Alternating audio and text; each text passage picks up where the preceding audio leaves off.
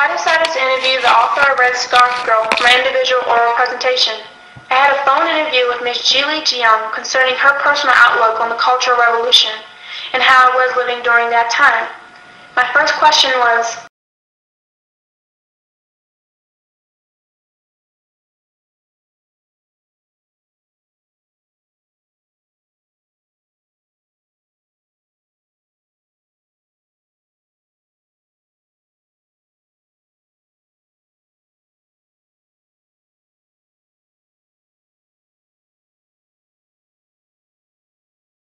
in your book, you wrote about Jiang Hongyu and her experience leading a group of Red Guards. After her speech, you said, wiping my eyes, I slowly walked home. With every step, I hoped that Chairman Maya would forgive my black class status and let me be a Red Guard too. How did it feel at the time to have such high dreams for yourself, then have them crushed due to something you, yourself, couldn't control? Miss Julie responded and said, it hurt knowing I couldn't be what I had dreamt of being as a child, and it felt like all of my hard work had went to waste. She also said that she witnessed many families go through what she had gone through, and felt sympathy towards them. But when it happened to her family, she didn't want anyone pitying her, because she finally realized the struggles that black families went through.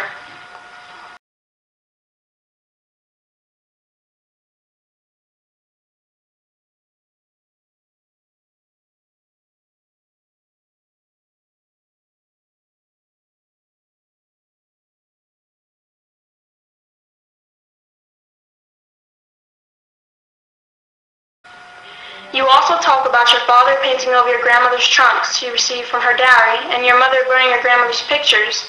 How difficult was it for you to see your grandmother's past history be erased with no hesitation? She responded and said, it wasn't difficult for me at all, actually. Today she said she feels differently, but at the time, herself, along with the community, were all brainwashed by Chairman Mao and cherished everything he said. Even her grandmother wasn't upset that they threw all of her stuff away or burned it because she felt like it was her fault because she married the husband that was the landlord.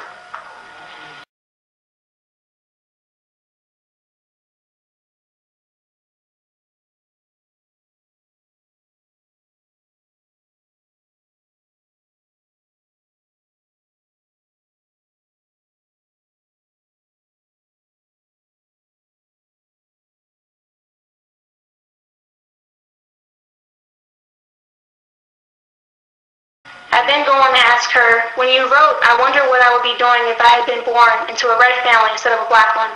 Where do you think you would be now if that were the case? Miss Julie says she thinks she would still be in China. She also said that she doesn't know if she could have been a Red Guard because she is a very warm-hearted, sweet person and can't see herself hitting people or breaking into people's homes and throwing people's things away.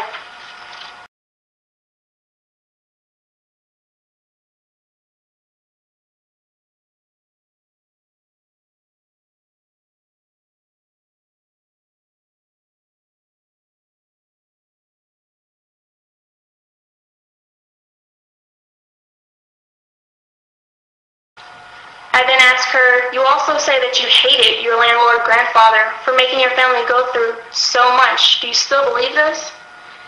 When I asked Miss Julie this question, she paused for a minute and said this was a very, very difficult question for her to answer. She said she doesn't hate him particularly because she doesn't know him, she never met him. But to this day, she said she does resent him for being a landlord and causing so much shame on her family.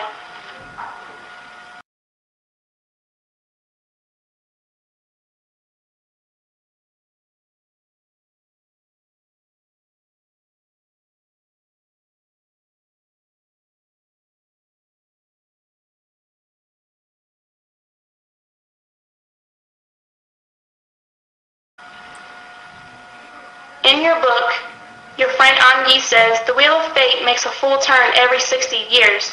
Does this saying still follow you in life? She responded and said, that saying is a very, very old Chinese saying, and she takes it more as a joke than being serious because she says fate is fate. If it comes every 60 years or every day, it varies, and it shouldn't be labeled as a saying.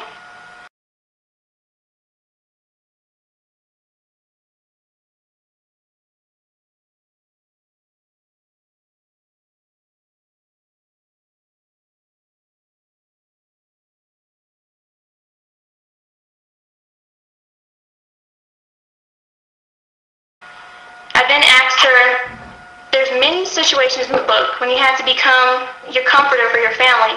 Like when your dad was detained, everyone seemed to cling to you. How difficult was this for you, and do you still believe this was just your fate?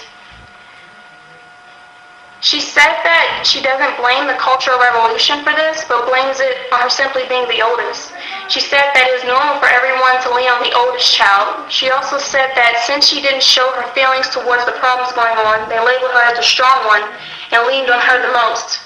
And at the time, she said she did feel like this was her fate, so she felt like this was what she was supposed to be doing.